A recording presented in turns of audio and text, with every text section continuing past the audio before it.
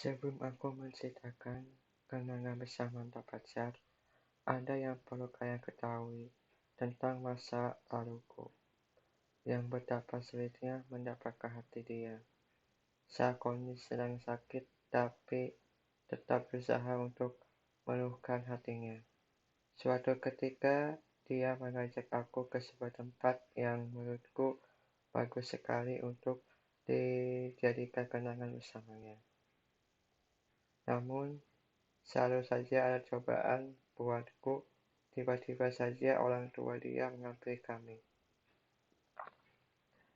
Jangan pernah berhubungan lagi sama anakku.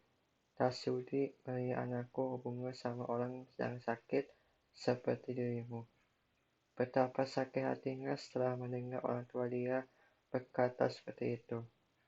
Pada saat aku ingin menghampirinya, tapi selalu saja ada pertimbangan bagi aku untuk gak ketemu dulu sama dia sampai sembuh total. Walau begitu, bukan berarti aku mengalah untuk meluluhkan hatimu dan juga orang tuamu. Butuh waktu untuk meyakinkan aku bahwa bisa menghadapi persoalan ini. Namun, ada yang bilang bahwasanya kalau orang tuanya seperti itu, otomatis ke depannya tidak menerima lagi kehadiran cowok tersebut. Aduh, makin gak percaya diri dengan keadaan seperti ini. Terus ditambah lagi kondisi sekarang masih keadaan sedang sakit. Dari tahun 2012, aku tidak mau mengakuikan secara lengkap tentang penyakitku. Takut nanti dia akan merasa khawatir kepadaku. Namun, ada satu orang yang membuatku untuk tetap berusaha untuk bisa meluluhkan hatinya walaupun sedang sakit.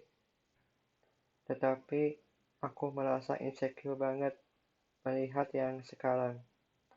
Sedangkan dulu masih bisa merasakan hirup udara segar yang masuk ke dalam tubuhku.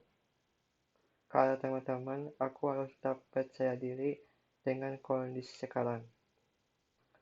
Keesok harinya aku mencoba keluar dari rumah supaya bisa melihat lingkungan sekitar Perum. Apakah warga di sini masih peduli kepadaku atau sebaliknya? Akan menghindar tanpa mempedulikan keberadaanku di sini. Ya Allah, kapan aku bisa sembuh? Sudah terlalu lama merasakan kesakitan mendengar ocehan warga maupun orang tuaku sendiri yang sudah meninggalkan aku sejak tahun 2012. Tapi cuma sahabatku saja yang masih peduli terhadapku. Masih mempertanyakan keberadaan orang tuaku sekarang tinggal di mana. Ingin sekali berjumpa sama mereka. Setidaknya memberikan motivasi buat aku untuk semangat menghadapi penyakit dalam tubuhku. Aku frustrasi banget tidak ada yang memberikan semangat dari orang tua. Sekaligus teman-teman entah kemana menghilang sejak aku mempunyai penyakit ini. Apa salahku membuat mereka selalu menghindar? Tapi ada satu orang yang bisa membantu untuk mata-matain mereka apa sih alasan tidak mau lagi berteman denganku. Namanya Lucy. Dia peduli sama aku sampai membuat masakan kesukaanku yaitu nasi goreng. Tapi setelah dicoba enak sekali. Pasti pasanganmu akan bahagia yang bisa masak. Sedangkan aku sama sekali nggak punya seperti dia. Membuatku iri saja dengannya. Tapi bukan berarti aku harus memperebutkan. Sahabatku sudah kenal dari kecil sampai sekarang. Hubungannya tetap baik, terkadang suka bercanda dengannya maupun pacar Lucy, nggak bisa sebutkan namanya. Baru kali ini kulihat dia takut kehilangan aku. Betapa sayang sama sahabatnya. Dari kecil nggak pernah berubah dengan sikapnya. Walaupun sekarang sudah punya pasangan, sedangkan aku sendiri belum. Kenapa? Karena ingin lebih fokus untuk menyembuhkan penyakit dalam tubuhku. Kadang-kadang kalau lagi marah nih, biasanya nggak mau ketemu lagi sama aku. Padahal cuma bercanda. Ya, setidaknya kasihlah tahulah kalau lagi marah kepadaku. Kalau seperti ini kan nggak tahu masalahnya apa. Ayolah, jangan seperti anak kecil. Kan sekarang sudah dewasa. Mana ada perempuan seperti itu. Kuinginkan hanyalah bicara berdua untuk menyelesaikan permasalahan kita. Jangan sampai aku nggak mau jadi sahabatnya, itu masih dalam pikiranku, belum tersampaikan ke dia. Tapi kalau dipikir-pikir, sahabatku cantik juga ya, bagaikan bidadari turun dari langit untuk menemuiku. Apakah ini pertanda bahwa aku jatuh cinta kepadanya, benar-benar suka kepadanya? Kan dia sudah punya pacar. Masa iya rebutan cuma karena cinta? Belum tentu dia juga suka sama aku. Kan di luar sana perempuan masih banyak yang bakal menyukai aku. Walaupun banyak kekurangan, setidaknya aku bisa membahagiakan sampai nyawaku nggak bisa bernapas lagi di bumi ini. Ya Allah, berikanlah hamba umur panjang supaya bisa menikah sama perempuan yang kusukai suatu hari nanti. Kuharap sih dia mengerti kondisi kesehatanku. Hari demi hari pun semakin menurun, entah kenapa bisa seperti itu. Seharusnya makin hari makin baik. Bukannya menjelekkan dokter yang merawatku. Setidaknya berusahalah untuk menyembuhkan aku supaya enggak semakin parah.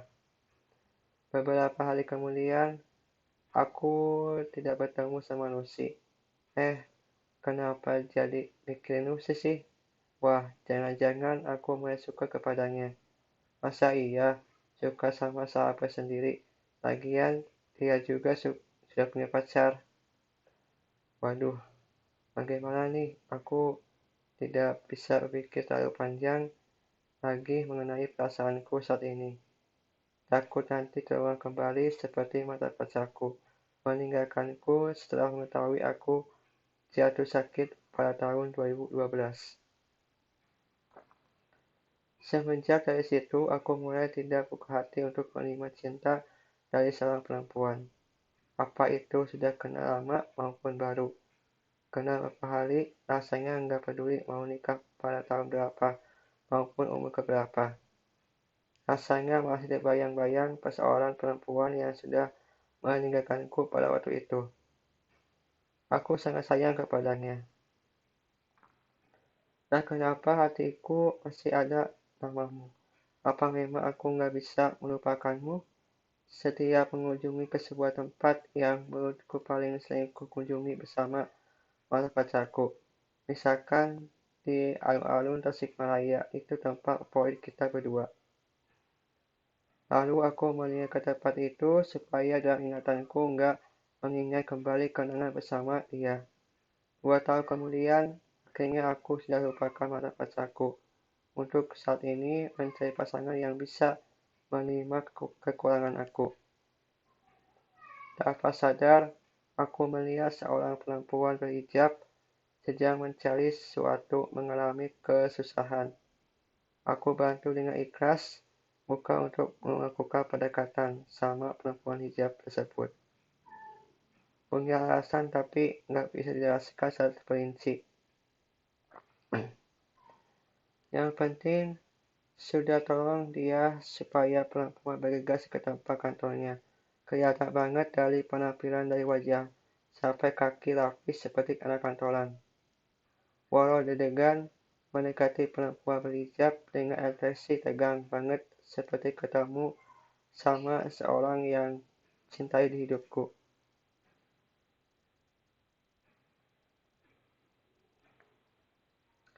Kami pun langsung cari uang 50.000. Walaupun agak susah sih, tapi tak apa-apa demi mendekati perempuan yang bernama Chelsea. Lebih dekat dengannya rasanya adem, nyaman, dan mudah tersinggung. Kadang suka cemberut tapi tetap cantiknya nggak pernah luntur seperti bidadari. Senyummu selalu terbayang-bayang dalam ingatanku. Tidak pernah ada sosok perempuan selain dia. Namun, apakah ia merasa nyaman dekat sama aku? Walau kadang aku ingin telepon untuk tanya seperti itu. Gak mungkin deh, takut ia risih terhadapku. Kalau begitu ntar saja ketemu langsung di jalan atau di mana gitu. Biar suasananya adem tanpa ada pikiran aneh-aneh terhadapku. Entah kenapa aku nggak mempercayai apa yang dia bilang kepadaku. Sontak kemarin aku jawab masa membuatmu ada anggapan.